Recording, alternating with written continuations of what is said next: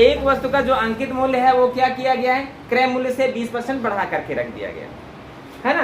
क्रय मूल्य मान लेते हैं 100 रुपया है, 100 रुपया तुम्हारा क्रय मूल्य मान लिया गया है और 20% बढ़ा करके अंकित कर दिया गया है, माने उस पर लिख दिया गया है ना। 20% बढ़ा करके माने ये तुम्हारा क्रय मूल्य है और ये तुम्हारा जो है कि अंकित मूल्य है। अच्छा, जो भी छूट दी जाती है, एक बार क्वेश्चन हुआ कि छूट दी जाती है तो किस पर दी जाती है, क्रय मूल्य पर दी जाती है या अंकित मूल्य पर? सदैव अंकित मूल्य पर दी जाती है। इसलिए कि जब तुम दुकान पर जाओगे कोई वस्तु खरीदने, उसमें जो लिखा होगा उस पर छूट दी जाएगी और लिखे वाले मूल्य को ही हम अंकित मूल्य या सूची मूल्य कहते हैं। बात क्लियर हुई? अब यह क्रय मूल्य है 100 रुपये की, तुमने वस्तु को खरीदा है, 120 रुपया उसमें लिख दिया और 120 लिखने के बाद 25% की छूट दे रहे हो। 25% छूट इस पर दे रहे हो। 25% छूट का मतलब होता है 75%, है ना। 75% माने बटा 100। देखें 25 या 75 तो 25 चौके 100 और अब इससे काटोगे तो 4 3 12 और 0 का 0 हुआ क्या, 30 3 90। अब इस 90 को देखना, 100 से यदि बढ़ रहा है तो समझ लेना जितना बढ़ रहा है 100 से उतने % का लाभ, 100 से जितना घट रहा है उतने % की हानि। यहाँ पर 30 या 90 आया, 90 100 से कम है कि ज्यादा है कि भाई ये क्रय मूल्य है, क्रय मूल्य से कम है कि ज्यादा? क्रय मूल्य से कम है तो हानि है, और हानि है तो कितना हानि, जितना कम उतना हानि और जितना ज्यादा उतना % लाभ। यहाँ पर 10 कम है अर्थात हम कह सकते हैं कि 10% की क्या हुई है, हानि। बोलो बात समझ में आ गई? हर एक क्वेश्चन चाहे देखें क्या हुआ, हाँ उसी तरह से लगेगा, उसी तरह से लगेगा।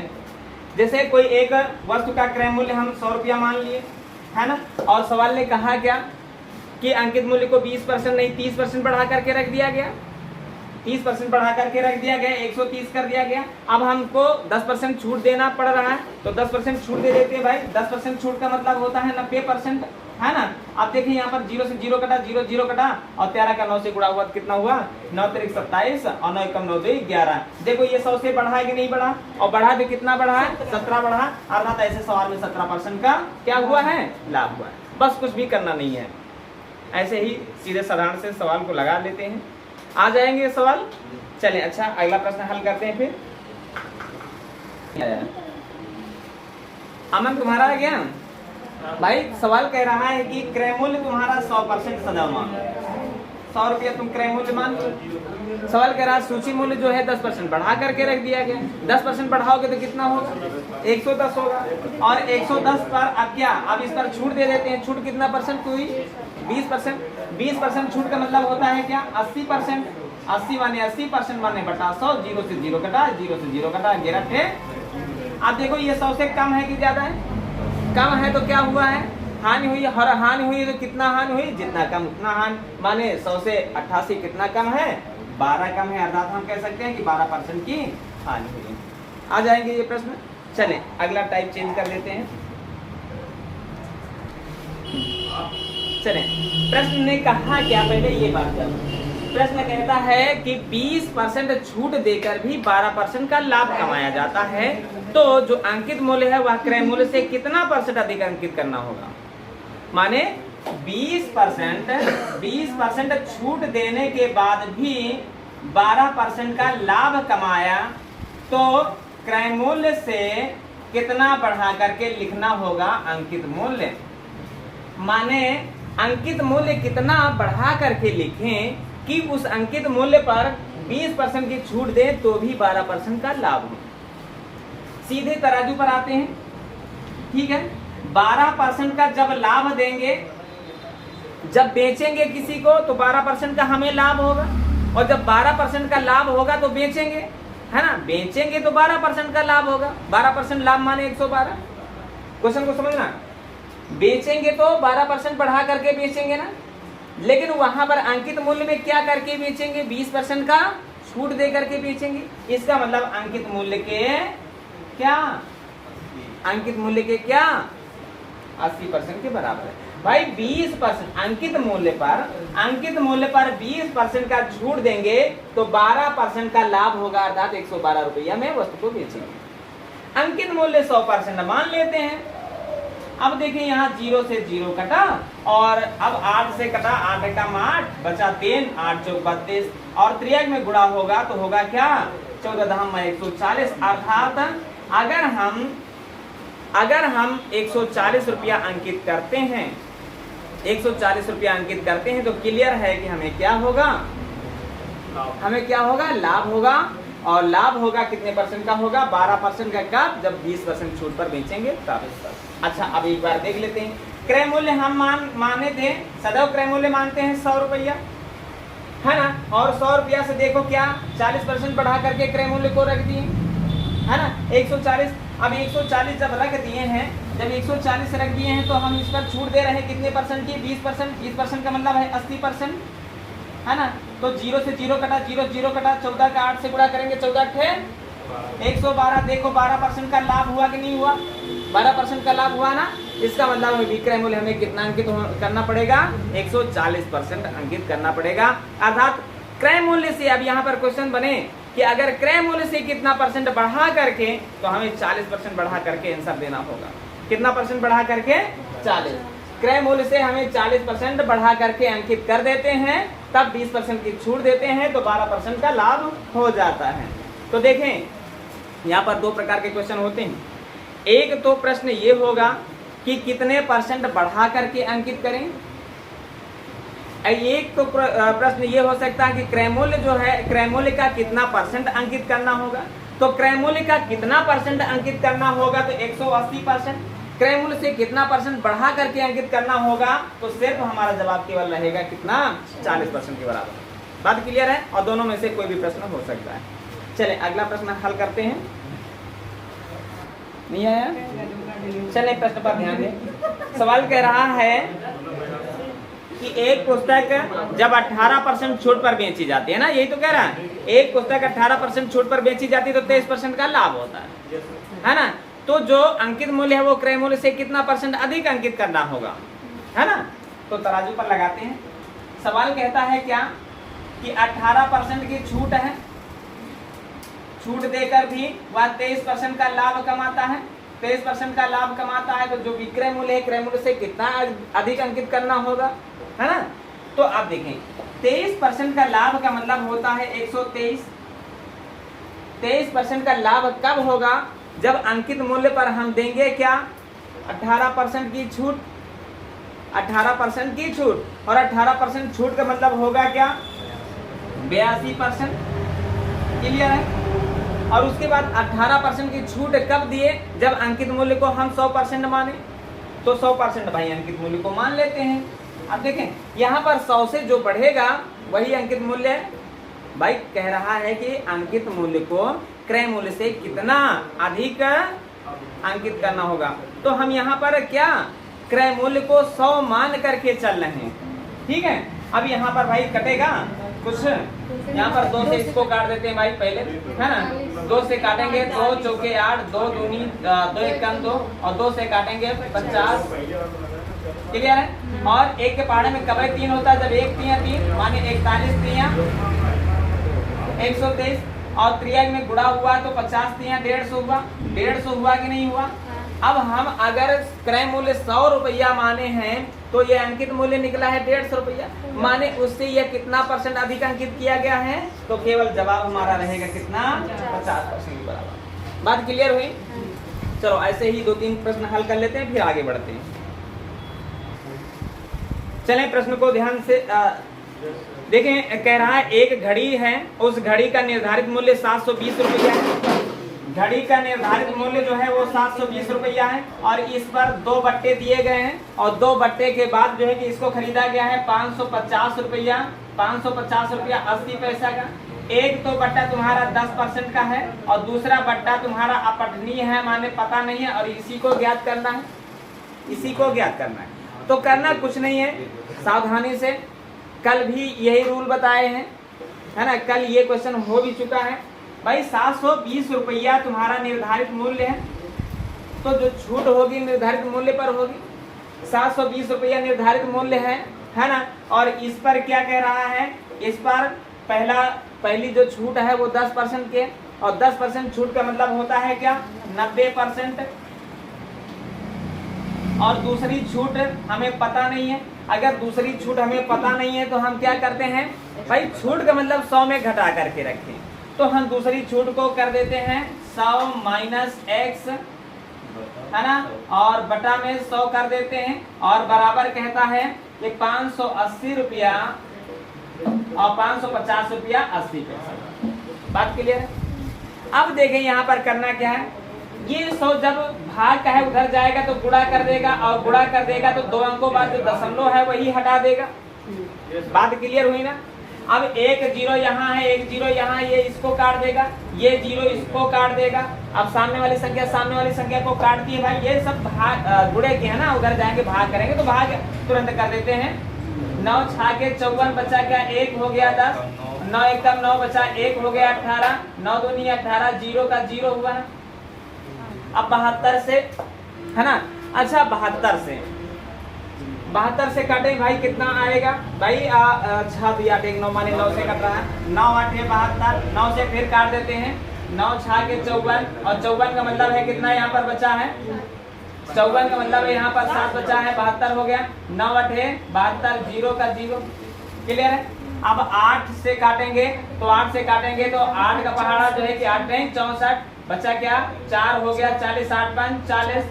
अब हमें x का मान निकालना है, x माइनस के बराबर के उस पार जाएगा तो ये प्लस का हो जाएगा, ये 85 प्लस के बराबर के इस पार आएगा तो घट जाएगा, 100 से 85 घटेगा तो जवाब हमारा क्या रहेगा, 15% के बराबर।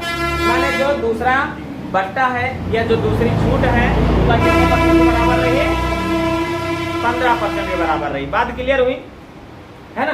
देखें, निर्धारित किया गया मूल्य 720 है, इस पर पहला बट्टा 10% का है तो 90% रख देते हैं, दूसरा बट्टा पता नहीं तो 100 माइनस x बटा 100 रख देते हैं, और जितना अदा किया गया वो रुपया रख देते हैं, है ना, और काटेंगे तो कितना आ रहा है 15%, अर्थात दूसरा जो अपठनीय बट्टा है, अपठनीय का मतलब जो हमें ज्ञात नहीं है, वह बट्टा कितना परसेंट निकला, 15%। बात क्लियर हुई? चलें अगला प्रश्न हल करते हैं, करना नहीं जान रहे हो।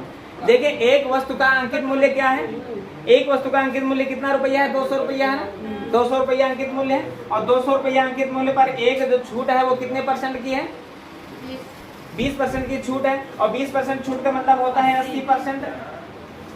दूसरी छूट 100% है, माने हमें पता नहीं है ना, उसी को निकालना है। तो 100% छूट का मतलब होता है कि 100 माइनस x परसेंट माने बटा 100, और कुल मिलाकर के इसके लिए कितना अदा किया गया, 96 की 96 रुपया।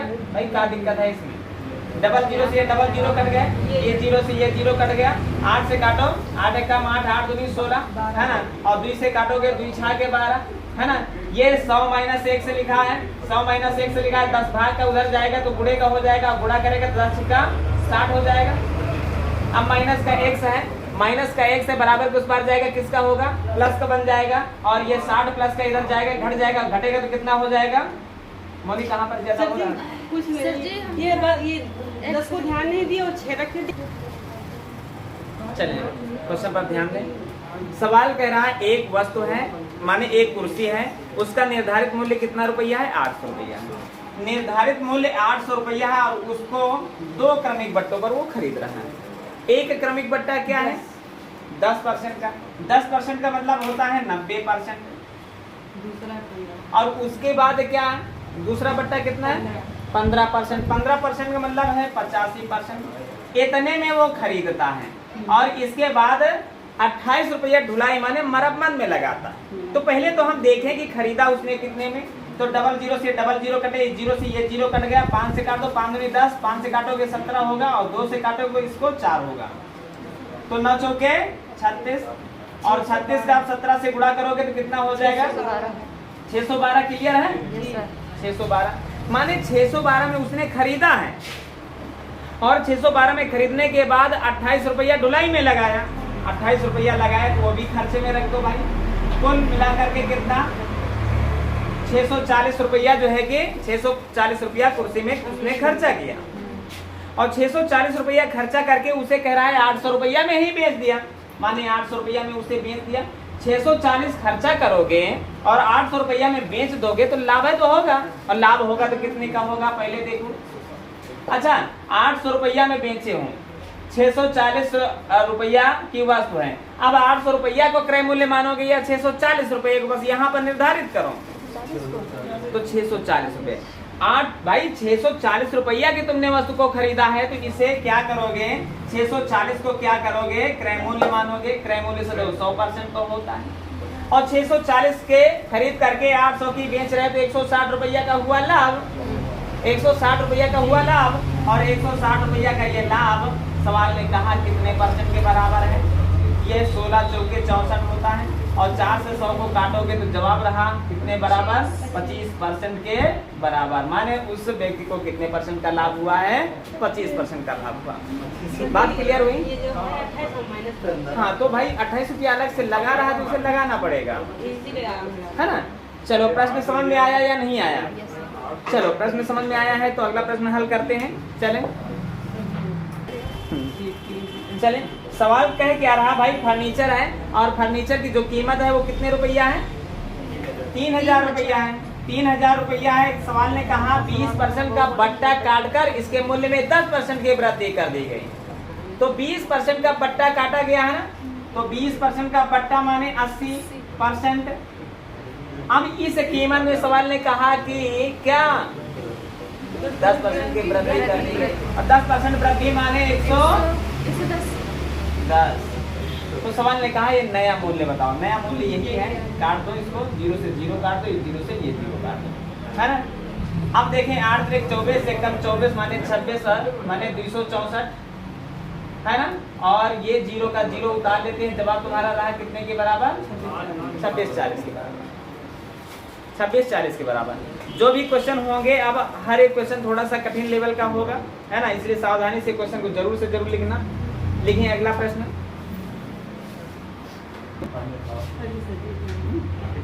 देखिए सवाल कह क्या रहा भाई, सवाल कह रहा है 1000 रुपया अंकित मूल्य वाली वस्तु है, 30% माने 10%, 10%, 30% बट्टा पर, या 20 10% के बट्टे पर, है ना।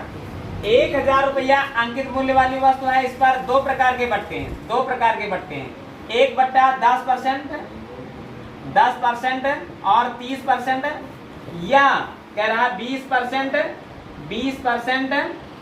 और या 10%। अच्छा, अब ऐसे में कह रहा है लाभदायक जो बट्टा हो, लाभदायक बट्टे पर वस्तु को अगर खरीदा जाए तो कितने रुपया का अंतर होगा, ये तो कह रहा। तो कहने का मतलब यहाँ पर देखें, यहाँ अच्छा एक चीज है हमारे दिमाग में आता है कि 10 और 30 मिलाकर के 50% का इधर, 20 40 10 50 मिलाकर के इधर, तो हम कहते हैं कि 0 रुपये का अंतर आया। हमारे दिमाग में जो बात आती है, लेकिन ऐसा नहीं है। क्यों नहीं है ऐसा? इसलिए झूठ की अलग बात होती है, इनको जोड़ेंगे तो वो अलग बात है, और इसीलिए ऐसा दिया जाता है कि इनका जोड़ इनके जोड़ के बराबर रहे, और पहला आंसर खट से टिक करें कि ना तो लाभ हुआ ना तो हानि हुई, और या हम कह देते 0 रुपया का अंतर, ऐसी बात। लेकिन देखें यहाँ पर 1000 रुपये की वस्तु है, देखो यहाँ पर अंतर निकलेगा। 10% का पहला बट्टा है तो 90%, 10% का दूसरा बट्टा है तो फिर 90%, और 30 रुपया का 30% का तीसरा बट्टा है तो 70%, है ना। अब यहाँ पर देखें 00 से 00, ये 0 से ये 0, ये 0 फिर कटा, और ये 0 सब कट गए। 9 9 81 हुआ, और 81 का 7 से गुणा होगा तो 7 1 7, 7 8 56, है ना।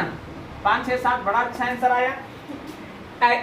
इस बट्टे पर खरीद रहे हैं तो इतना रुपया, लेकिन इस बट्टे पर खरीद रहे हैं, यही 1000 रुपया की वस्तु है, और 20% का बट्टा मिला माने 80%, और ये 20% का बट्टा मिला माने 80%, और फिर 10% का बट्टा मिला माने 90%।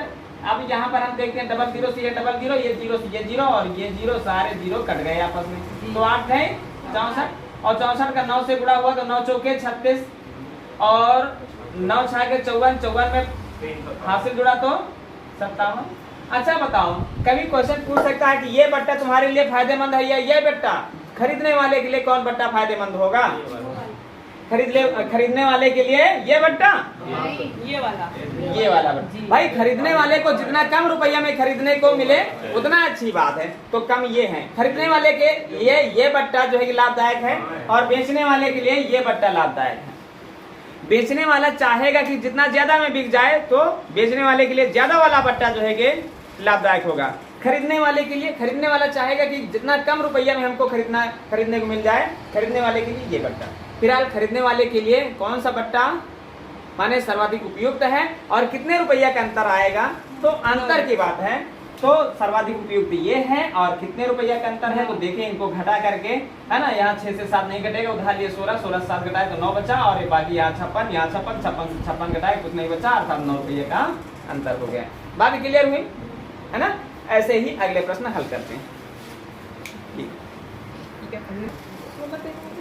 चलो छोड़ो, देखें 800 रुपया की वस्तु है ना, कह रहा है 800 रुपया पर छूट है, 800 रुपया पर है, एक छूट इधर 40% की है और दूसरी छूट इधर उसी पर 36% और 4% है ना।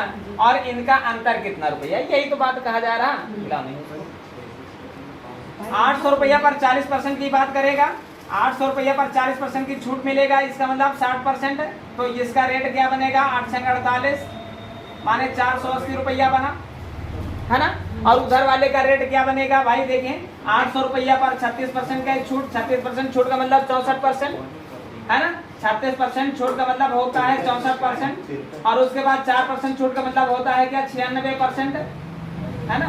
अच्छा एक बार तो जीरो कट जाएंगे, अब दोबारा इसको 100 को हस्तक्षेप इसमें ना करें तो ज्यादा अच्छा है। गुणा कर लें, उसके बाद 100 से भाग करने मतलब 2 अंक को बाद दशमलव लगा दें। पहले भाई देखें 8 का 64 से गुणा करेंगे 512 होगा, और 512 को 96 से गुणा कर देते हैं।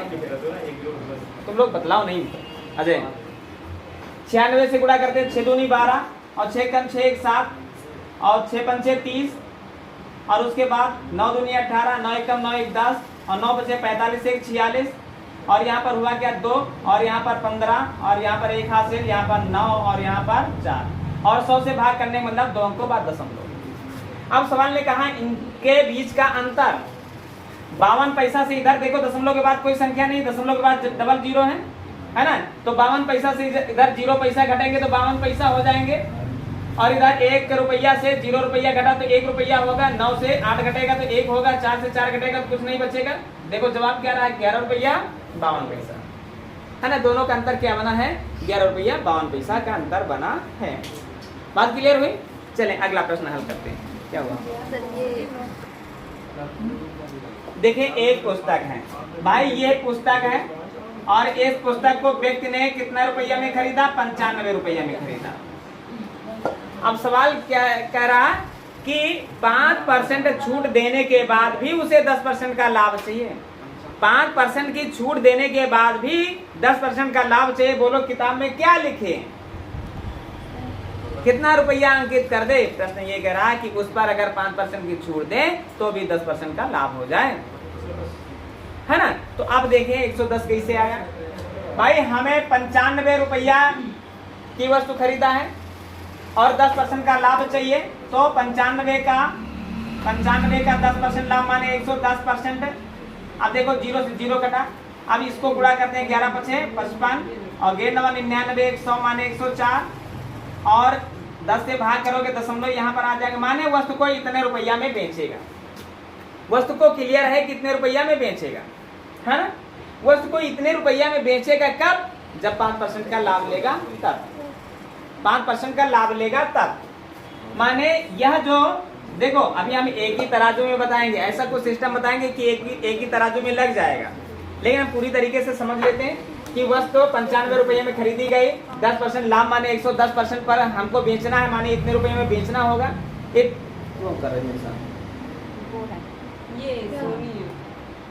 इतने रुपया में जो है कि हमको बेचना है ना, और इतने रुपया में तब बेचना है जब हम जो है कि 5% की छूट दें। माने इतने रुपया में जब बेचेंगे तब क्या होगा, 5% की छूट देंगे किस पर, अंकित मूल्य पर। 5% की छूट माने 95%, है ना। तो इसका मतलब है क्या, इसका मतलब सवाल ने कहा अंकित मूल्य, यहाँ पर अंकित मूल्य को 100% मान करके क्वेश्चन को हल किए। क्लियर है। दशमलव हटाते हैं तो 0 यहाँ पर सामने बढ़ा भी सकते हैं या नीचे भी रख सकते हैं, 0 से 0 कट गया। अच्छा अब यहाँ पर ध्यान देना, 95 एक कम 95, है ना। 95 एक कम 95, यहाँ पर बचा क्या 9, फिर 95 हुआ, 95 एक कम 95 और 3 में गुणा होगा तो गिर दहमा 110 रुपया होगा। माने यहाँ पर अगर 110 रुपया लिख रहे हैं तो 5% की छूट देंगे तो भी हमें कितना परसेंट का लाभ होगा, 10% का लाभ होगा। क्लियर है? तो ये हमारा आंसर रहा क्या, 10%। अब इसको सरल से एक तराजू में लगाना है, हमें क्या करना है? देखो कितने रुपये में खरीदा और वो चाह रहा है कि 5% की छूट हो, 5% की छूट हो और फिर भी 10% का लाभ हो। क्वेश्चन पर ध्यान देना। 95 रुपया की वस्तु खरीदी गई है और चाह रहा है कि हम इतना लिख दें कि 5% की छूट देने के बाद भी 10% का लाभ हमें मिल जाए, है ना? तो एक सीधे तराजू बनाना, जितने रुपया में वस्तु को खरीदा होगा उसको लिख देना। अब इसके सामने छूट पर जाना, छूट कितने परसेंट है? 10% छूट है तो 90 लिख देना, 20% छूट है तो 80 लिख देना, है ना? 1% छूट है तो 99 लिख देना, माने जितने परसेंट छूट है उसे 100 से घटा के लिख देना। यहाँ पर 5% छूट है तो 5% छूट माने कितना, 95। देखिए ये रुपया है और ये परसेंट है, और एकदम क्लियर बात तब होगी जब परसेंट के नीचे परसेंट रखेंगे तो रुपया के नीचे रुपया होगा। हमें चाहिए क्या, 10% का लाभ, और 10% लाभ का मतलब होता है 110%। 95 से सीधे 95 कटा 110 बरकरार बचा, यही तुम्हारा जवाब रहा। बात क्लियर है? यह रहा तुम्हारा एक तराजू, और इसी एक तराजू पर प्रश्न हल हो जाएगा। क्लियर है? चले अगला प्रश्न हल करते हैं। चले देखें, सवाल कह रहा है एक व्यक्ति है, वस्तु को खरीद रहा है कितने रुपया में? वस्तु को खरीद रहा है 460 रुपया में। हमने कहा 460 रुपये में खरीद रहा, और सवाल कहता है कि 8% छूट देकर भी 12% का उसे लाभ कमाना है तो कितना रुपया अंकित करेगा? तो हमने कहा अभी बताया कि जितने रुपया में हम खरीद रहे हैं उसके सामने परसेंट छूट का वर्णन करना है। 8% छूट का मतलब होता है 92%, और परसेंट के नीचे परसेंट ही रखोगे तो रुपया के नीचे रुपया अर्थात अंकित मूल्य आ जाएगा। अब हमें चाहिए क्या, 12% लाभ।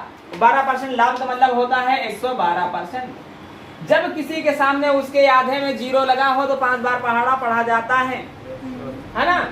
92 का आधा, आधा जीरो। किसी का 5 से क्या होता है, भाग करने का मतलब होता है उसका जीरो काट के दुगना कर दो, और किसी का 5 गुना का मतलब होता है उसके आधे में जीरो बढ़ा दो। 92 का आधा 46, जीरो बढ़ गया माने 92 पंजे। देखो 5 10 का जीरो, हासिल 1, 5 9 45, 1 हासिल 46, और त्रिय में गुणा होता है 12 पंजे 60, 1 पंजे 5 माने 560। जवाब तुम्हारा रहा 560 के बराबर। क्या नहीं कट रहा था बताओ, है ना? चलें आगे बढ़ते हैं, बड़ा आसान सवाल रहा। देखें सवाल कह रहा है एक फर्नीचर जो है, एक फर्नीचर ही तो है, फर्नीचर जो है उसकी लागत कीमत क्या है, 1740 रुपया है। कह रहा है 15% के लाभ लेने के लिए 13% छूट देना होगा, तो बताओ अंकित मूल्य कितना रखना होगा?